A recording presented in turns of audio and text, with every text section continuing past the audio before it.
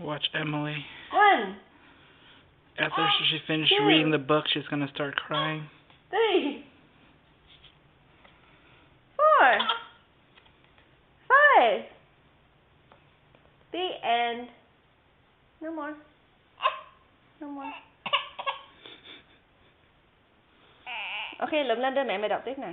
Đây, come on, lượm lên. Đây. Đây. Đọc tiếp không? Cho nè.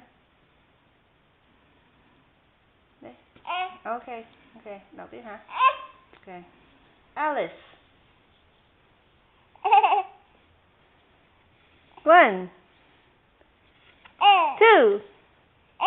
2, 3, 4, 5. Ăn gian kìa. The end. No more. Muốn đọc nữa không? Đưa mẹ đi. Đưa mẹ đọc.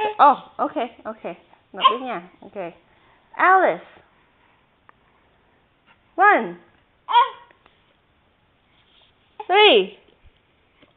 The end. Oh, so big. Muốn gì? Ok, đưa đây. Lượm lên đưa đây. Mẹ đọc tiếp nè.